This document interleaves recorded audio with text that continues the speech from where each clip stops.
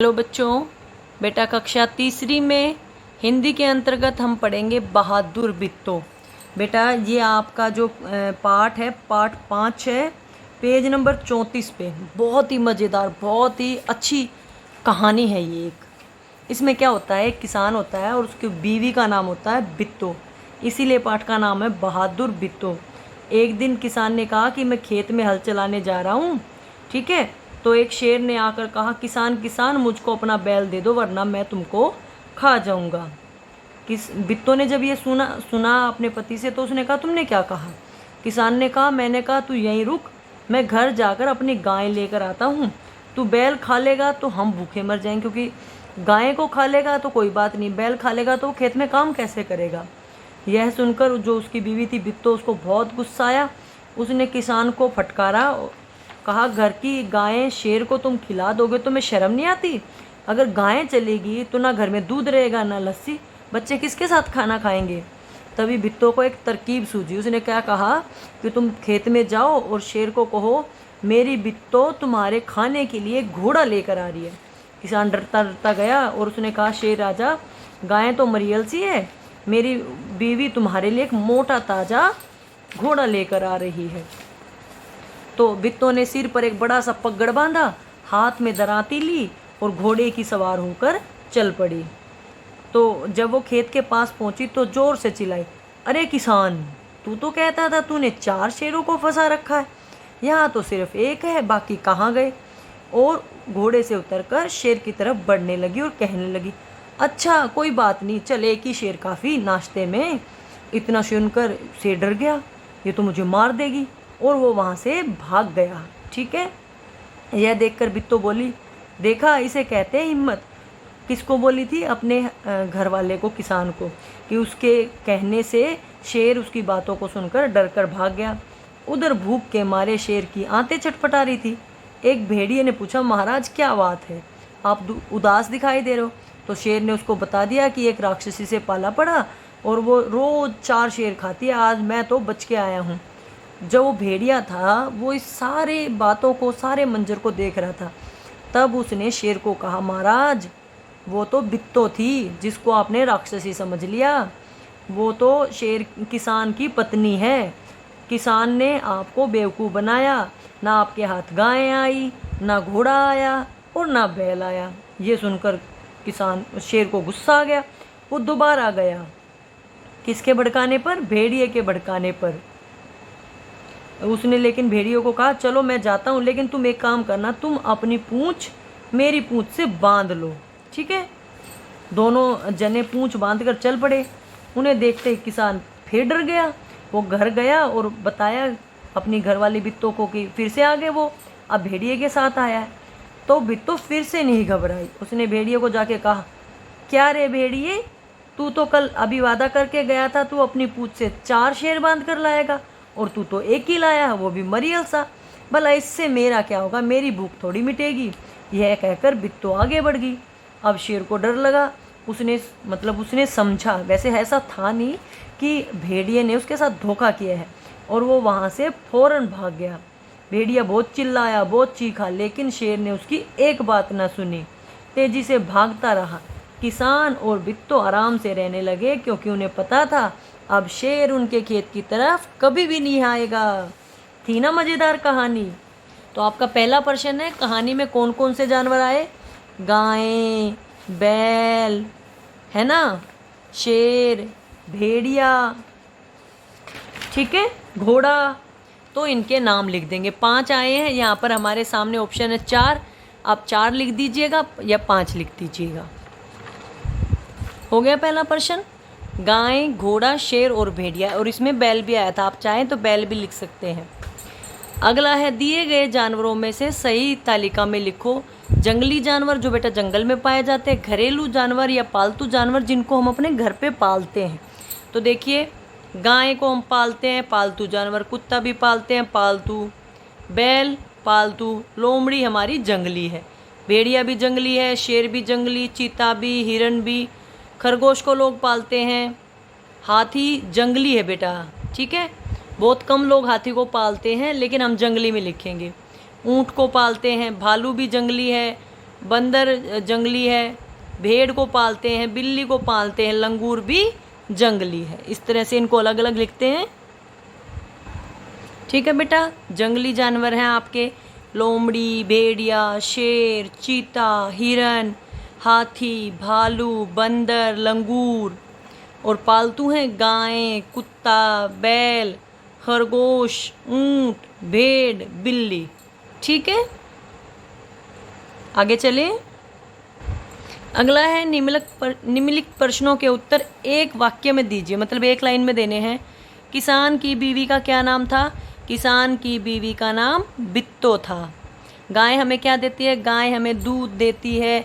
दूध से दही, मक्खन, लस्सी क्या क्या बनता है, लेकिन हम लिखेंगे गाय हमें दूध देती है, क्योंकि बाद की चीज़ें उन दूध से बनती हैं। ठीक है, गाय हमें दूध देती है। अगला है शेर को बित्तो ने कैसे सबक सिखाया? शेर को सबक सिखाने के लिए बित्तो ने घोड़े पर चढ़कर पगड़ बांधकर उसको कहा कि मैं 4-4 शेर खाती हूँ। ठीक है, लेकिन आज एक मरियल सा मिला नाश्ते में तो शेर डर गया। किसान और बित्तो क्या काम करते थे? वो खेत में काम करते थे। किसान हमें क्या क्या देता है? किसान हमें अनाज देता है, दालें देता है, सब्जियां देता है। ठीक है, एक लाइन में देना हमें आंसर। देखिए, सभी प्रश्नों का उत्तर मैंने लिख दिया है। किसान की बीवी का क्या नाम था? किसान की बीवी का नाम बित्तो था। गाय हमें क्या क्या देती है? गाय हमें दूध देती है। शेर को बित्तो ने कैसे सबक सिखाया? शेर को बित्तो ने अपनी चालाकी से सबक सिखाया। किसान और बित्तो क्या क्या काम करते थे? किसान खेत में और बित्तो घर का काम करती थी। किसान हमें क्या क्या देता है? किसान हमें अनाज, फल, सब्जियां देता है। और बेटा इनका एक वाक्य में, मतलब एक लाइन में उत्तर देना था, इसलिए मैंने ये आंसर्स लिखे हैं। ठीक है, अगला है सही शब्द चुनकर रिक्त स्थान में भरिए। कुकड़ुकू, टर्टर, काऊ काऊ, ढेचू ढेचू, म्याऊ म्याऊ, हिनहिनाता, भो भो, मैं, चू चू, ये किसकी ध्वनियाँ हैं ये आपको बताना है। तो ये देखिए, सबसे पहले कौवा क्या करता है? काऊ काऊ। चिड़िया चू चू। मुर्गा कुकड़ुकू। घोड़ा हिनहिनाता। गधा ढेंचू ढेंचू। कुत्ता भो भो। बिल्ली म्याऊ म्याऊ। बकरी मैं और मेंढक टर। ठीक है, इनको भर लें। ठीक है बेटा, मैंने सबको लिख दिया है। कौवा काऊ काऊ करता है, चिड़िया चूं चूं करती है, मुर्गा कुकड़ू करता है, घोड़ा हिनहिनाता है, गधा ढेंचू ढेंचू करता है, कुत्ता भों भों करता है, बिल्ली म्याऊ म्याऊ, बिल्ली रह गई। ठीक है बेटा, बिल्ली म्याऊ म्याऊ करती है, बकरी मैं करती है और मेंढक टर करता है। समझ गए आप लोग? ये थी हमारी पशु पक्षियों की बोली। ठीक है, तो इस तरह से आपको इन बोलियों का भी पता होना चाहिए। आगे देखिए, बताओ किसने किससे कहा? अपना बैल मुझे दे दे, मैं तुम्हें खा जाऊंगा, नहीं तो मैं तुम्हें खा जाऊंगा। ये बात किसने बोली थी? शेर ने। ठीक है, शेर ने किसको बोली थी? किसान को। मैं घर जाकर अपनी गाय लाता हूँ, ये किसने बोली थी? किसान ने बोली थी। बच्चे रोटी किससे खाएंगे? ये बित्तो ने बोली थी किसान को। भोले बादशाह, वह तो बित्तो थी, ये बात भेड़िए ने शेर को बोली थी। ठीक है, आगे दिए गए शब्दों के लिंग बदलने बेटा। शेर का शेरनी है, पति का पत्नी होता है, मालिक का मालकिन होता है, और इधर लड़का का लड़की होता है। इनको लिख लेते हैं। ठीक है बेटा, इस तरह से इसको पूरा कर लीजिए। शेर शेरनी, पति पत्नी, मालिक मालकिन, लड़का लड़की। समझ में आ गई सारी बातें। आज हमने पढ़ा था बहादुर बित्तो। आपको इस पाठ का एक सुलेख लिखना है और इस पाठ में जितने कठिन शब्द आए हैं उनको भी कॉपी में लिखना है। समझ गए बेटा। अब बात करते हैं संस्कारशाला की। बच्चों, अब बात करते हैं संस्कारशाला की। छोटी छोटी मगर बड़ी बातें।